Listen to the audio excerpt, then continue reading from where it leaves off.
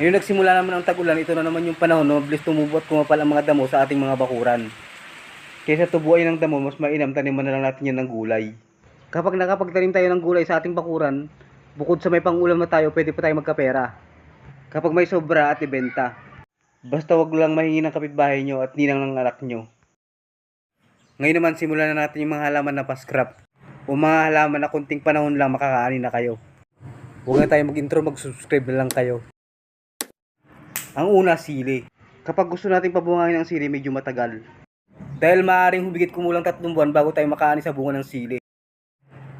Pero kung yung talbos at dahon niya ang anihin natin, mga 1 buwan lang, pwede tayo makaani. Ang maganda na mga itanim na pang talbos, yung mga native nating mga sili. Yung siling labuyo. Masarap itong ihalo sa tinolang manok. Pero mas masarap itong ihalo sa tinolang palaka. Maaring sa unang buwan, kunti pa lang maaari nating talbos. Kaya magtanim kayo ng mga pangbinting puno ng sili para sa unang ani niya pa lang makapitas na kayo ng pang isang tali. Dahil mahabang buhay ng native na sili, umabot ng 2 taon o higit pa. Sa unang taon ng buhay ng sili, pwede ka nang umani dyan ng 1 tali bawat puno. Kaya kung meron kang naitanim na siling labuyo at umabot yan ng 1 taon, makakaani ka na dyan ng 1 tali ng sili kada puno. Kaya kapag nakatanim ka ng 1,000 puno at umabot yan ng 1 taon, maaari ka nang umani dyan ng 1 tali kada puno. Kaya kung may bebenta mo ito ng 10 piso bawat tali, meron kang 10,000 kada ani. Kaya kung 2 beses ka ani sa 1 buwan, meron kang 20,000 kada buwan. Kaya sa talbos lang ng sili, malaki na pwede mong kitain. Talbos pa lang yan. Ang pangalawa naman, talbos ng sitaw. Ang klase naman ng sitaw na tinatanim dito yung sitaw na turo. Namumunga pa rin naman ang sitaw na turo kahit tinatalbusan. Mas dumadami pang ang bunga ng sitaw na turo kapag natatalbusan. Dahil mas dumadami yung sangang pagbubungahan niya. Ang pangatlo naman, bulaklak at talbos ng kalabasa. Mamumunga pa rin ang kalabasa kahit kinukuha natin ang bulaklak. Yung iba, hinahaluan din nila ng talbos yung bulaklak ng kalabasa. Para mamunga ng marami ang kalabasa kapag umabot na 1 metro talbusan. Para magkaroon siya ng maraming sanga at doon siya mamumunga. Sa mga gusto magtanim ng kalabasa, bumili lang tayo ng mature na kalabasa sa palengke. Saka natin kunin yung buto niya at yun na ating itanim. Ang pang-apat, papait. Nung una, tingin ko dito sa papait para lang siyang damo. Kusa lang kasi itong tumutubo sa mga pispan na natutuyo. Hanggang minsan nakikain ako sa tita ko, ito yung ulam nila. Kinuha lang nila yung talbos sa kadahon. Sa kanila ginisa sa kamatis na sinahugan ng matigas na tinapa. Ang lasa niya hindi siya gano'ng mapait. Ang pait niya medyo kasarapan lang na medyo matamis. Dito sa amin parang wala nang tatanim ng ganito kaya kung bibili ka sa palengke medyo may kamahalan. Bali 40 isang tali dito sa amin. Nasa kalahating kilo lang siguro isang tali. Kaya medyo may kamahalan, magiging 80 kada kilo. Pwede kayong magtanim nito ng buto at ng sanga niya. Yung nabili natin sa palengke, yung pinagtalbusan niya, pwede natin itanim yun. Ang panglima naman natin, mustasa. Ang paraan naman nila magtatanim dito, kadalasan, sinasabog lang nila o lipat tanim. Humigit kumulang 1 buwan, pwede nitong anihin, kaya maganda rin itong itanim. Dahil nga hinahalo ito sa iba't ibang klase ng luto, kaya marami rin bumibili nito sa palengke. Masarap din itong gawing burong mustasa. Ang pang-anim, flowering pechay. Tinatawag din nila itong choysam. Kadalasan itong inaani kapag namulaklak na. Pwede rin isabog pero mas magandang ipunla. Para medyo layo-layo at mamulaklak. Pero pwede rin anihin kahit hindi pa namumulaklak. Masarap itong ihalo sa mga sinabawang ulam tulad ng nilagang baboy. Isa pa sa masarap na luto na ito, choysam with garlic and oyster sauce. Ang paraan naman ng pagluto niya, kunin mo lang yung dahon at bulaklak niya. Saka mo igisa sa bawang at haluan ng oyster sauce. Iluto mo lang ito ng pang 5 minuto, meron ka lang masarap na choysam and garlic with oyster sauce. Ang pang-7, pechay. Magandang itanim ang pechay dahil mabilis lang siyang lumaki, lalo na pagsagana sa dilig. Kaya napakainam nitong itanim ngayong tag-ulan. Dahil nga pwede itong iluto ng solo lang at pwedeng ihalo sa maraming klase ng ulam, kaya mabili ito sa palengke. Kaya kung magtatanim tayo ng pechay, sa loob lang ng 23 days hanggang 30 days, pwede na kayong makaani o kaya kumita kung ibebenta nyo. Ang paraan naman ng pagtatanim dito, pwedeng isabog o transplant, ulipat tanim. Presyohan naman 20 hanggang 40 ang bawat tali. Madalang na itong magkaroon ng presyo na 20 pesos pababa.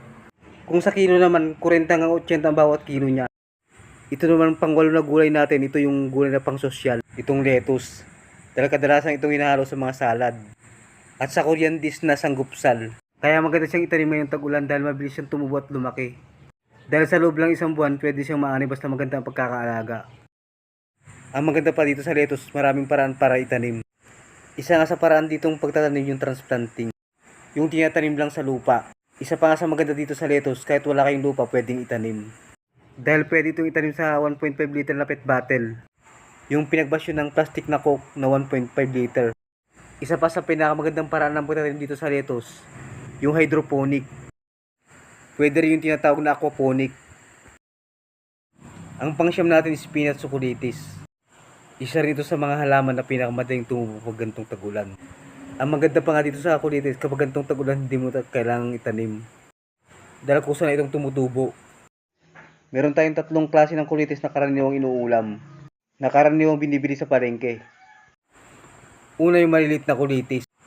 Kadalasan itong inaani na maliliit pa. Ang paraan naman ng pag-ani dito, pinubunot ito kasama ng ugat. Pwede rin naman yung talbos lang kapag medyo malalaki na. Ang pangalawa naman yung giant spinach. Medyo malalaki yung spinach na ito. Halos lumalaki siya ng 5 talampakan. Kahit malalaki na, pwede pa rin kunin yung talbos niya hanggang hindi na mumulaklak. Kapag ibinebenta naman ito kadalasan per kilo. Yung iba naman nakatumpok lang. Medyo may kamahalan din ang presyo nito dahil umabot ito ng 80 bawat kilo. Ang isa pa sa succulenttis na meron sa atin yung may tinik. Kadalasan itong inaanay habang bata pa. Kapag binebenta naman sa palengke, yung binubunot lang nila saka tinatalbusan. Pero kung meron na itong tinik, hindi na ito binebenta sa palengke. Pero pwede pa namang ulamin yung may tinik, tanggalin lang natin kapag iluluto na. Maganda rin naman itong tanim kapag summer. Dahil madali lang naman yung tumubo at madaling alagaan. Para naman makapagtanim tayo ng spinach, succulenttis, kunin lang natin yung mga bulaklak niya. Saka natin isabog sa pagtataniman natin. Para naman mabilis yung tumubo at lumaki, ang kailangan naman niya masaganang tubig. Kung maaari, lagi siyang basa lalo na kung pinapatubo. Ang kainaman pa sa succulenttis pag nagtanim tayo ng summer, medyo may kamahalan. Ang magandang itanim naman kapag summer, yung giant na spinach. Dahil mabilis siyang lumaki at tumubo. Ang mainam dito sa succulenttis ngayon, pwede kayong umani kahit hindi kayo nagtanim. Dahil tumutubo lang ito sa paligid natin lalo na ngayong tagulan. Ang pangsampu naman saluyot. Mabilis ding tumubo at lumaki ang saluyot kapag gantong tagulan. Ang mainam pa nga dito sa saluyot kapag gantong tagulan, para lang silang damo kusang tumutubo. Kapag summer, maganda rin itong itanim. Para ibenta dahil mataas ang presyo dahil konti lang ang tanim ng saluyot kapag summer. Ang mahirap lang sa saluyot, mahirap patubuin kapag hindi mo alam yung paraan kung paano patubuin. Para naman mabilis tumubo ang buto ng saluyot, kailangan mo itong ilaga ng 25 minutes. Pag nalaga na, alisin mo na sa tubig. Saka patuyuin bago itanim. Ang panglabing isa, talbos ng kamote. Kung magtatanim tayo ng kamote, meron tayong dalawang pwedeng itanim sa kamote. Una yung bunga niya, yung pangalawa yung baging niya.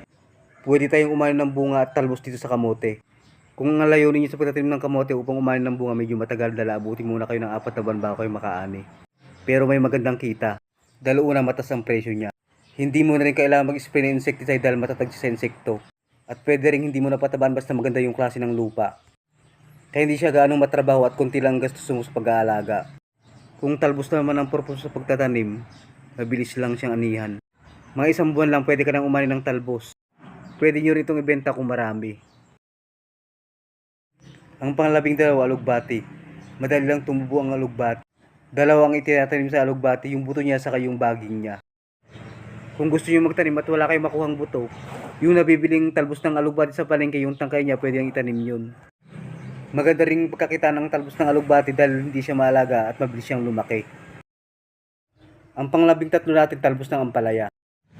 Mabilis din tayong umani sa ampalaya kung ang anihin natin yung talbos niya.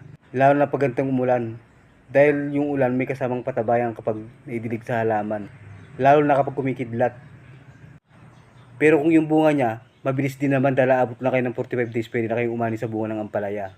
Lalo na kung magandang variety ng kukunin nyo at maalaga ang mabuti. Maganda rin ang kitaan sa pagtatalbos ng ampalaya. Dahil hindi siya ganong magastos sa pagtatanim at pag-aalaga. Hindi mo na kasi kailangang gumawa pa ng balag para makaani ng talbos. Tsaka yung mga buto na itatanim natin, pwede na yung galing sa bunga ng ampalaya natin. Maganda rin itanim yung mga buto ng ampalaya na hybrid dahil malaki ang dahon niya. Pero maganda rin naman yung native nating ampalaya. Dahil maliban sa talbos, pwede pa tayong umani ng bunga niya. Isa pa sa kainaman sa pag-aani ng talbos, hindi siya nangangailangan ng maraming insecticide. Dahil hindi naman siya inatake ng fruit fly na pangunahing sakit ng bunga ng ampalaya. Ang pang-14 natin talbos ng sayote. Ang itinatanim dito yung bunga niya. Magandang itanim ito sa mga lugar na malamig ang klima tulad ng Baguio. Sa lowland naman pwede rin itong tanim pag malamig ang panahon, tulad ng buwan ng December hanggang February. Ang pang-15 natin, ito na siguro yung pinakamagandang itanim kapag gantong tag-ulan. Dahil kahit bahayin pa siya, pwede siyang mabuhay. Kahit nga ipatong mo lang siya tubig, mabubuhay siya. Ito yung kangkong. Isa sa mga gulay na pinakamagandang itanim pag gantong tag-ulan. Meron tayong dalawang klase ng kangkong, yung upland sa lowland. Yung lowland na kangkong, kadalasan nandun nakikita sa mga tubigan, tulad ng mga pispan at mga bukid. Pwede natin itanim ang lowland na kangkong kahit saan, basta sagana sa tubig at laging nababasa. Yung upland naman na kangkong, maganda itong tanim sa lupa. Kadalasan tinatanim dito yung buto niya. Pero pwede rin itanim yung tangkay niya. At pwede rin itong mabuhay sa mga matubig na lugar. Maliban sa 15 nabanggit natin na halaman magandang itanim ngayong tag-ulan, maganda rin itanim ang luya at yung dahon ng sibuyas o yung leek.